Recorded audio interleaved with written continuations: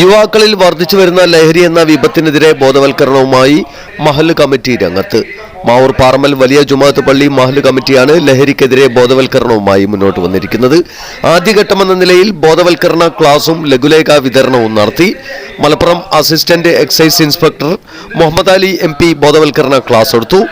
നമുക്ക് പെട്ടെന്ന് മനസ്സിലാക്കാൻ പറ്റും. അപ്പോൾ അതിനെതിരെ അത് ലഹരി ഉപയോഗിച്ചാണ് പെട്ടെന്ന് മനസ്സിലാക്കാതിരിക്കാനുള്ള വസ്തുക്കളെ ആര് കണ്ടുപിടിച്ചു? ഇത് ഉപയോഗിക്കുന്നവർ പുതുതായിട്ട് കണ്ടുപിടിച്ചു.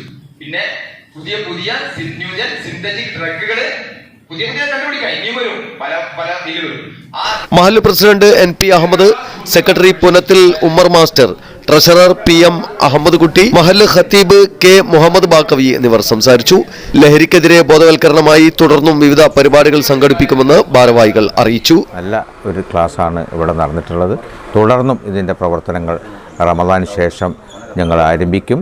രക്ഷിതാക്കൾക്ക് പ്രത്യേകം ക്ലാസ് നൽകുന്നതാണ്, വിദ്യാർത്ഥികൾക്കും പ്രത്യേകം ക്ലാസ് നൽകുന്നതാണ്. ആ നിലയിൽ ഇതിനെതിരായുള്ള ലഹരിക്കെതിരായുള്ള പോരാട്ടത്തിൽ ഈ മഹല്ല് കമ്മിറ്റി ശക്തമായി മുന്നോട്ട് പോകും എന്നാണ് അറിയിക്കാൻ. വർദ്ധിച്ചു വരുന്ന മയക്കുമരുന്ന് ലഹരി ഉപയോഗത്തിനെതിരെ നമ്മുടെ സമൂഹം വളരെ ഉണർന്ന് പ്രവർത്തിക്കുന്ന ഒരു സമയമാണിത്. അതിൻ്റെ ഭാഗമായി നമ്മുടെ മഹല്ലിൽ ഈ കൂട്ടായ്മ ഒരു പ്രവർത്തനം നടത്തുന്നതിന് വേണ്ടി ലഹരിക്കെതിരെ ഒരു കൂട്ടായ പ്രവർത്തനം നടത്തുന്നതിൻ്റെ ഭാഗമായിട്ടാണ് ഇന്ന് മഹല്ല് കമ്മിറ്റി നേതൃത്വം ഏറ്റെടുത്തുകൊണ്ട് മലപ്പുറം റേഞ്ച് എക്സൈസ് അസിസ്റ്റൻറ്റ് ഇൻസ്പെക്ടറായ മുഹമ്മദ് അലി സാഹിബിനെ ഉൾപ്പെടുത്തി ഇവിടെ ഒരു പ്രഭാത നമസ്കാരത്തിന് ശേഷം ഒരു ക്ലാസ് സംഘടിപ്പിച്ചിട്ടുള്ളത്. ഇതോടുകൂടി ഞങ്ങൾ ഈ പരിപാടി അവസാനിപ്പിക്കാൻ ഉദ്ദേശിക്കുന്നില്ല.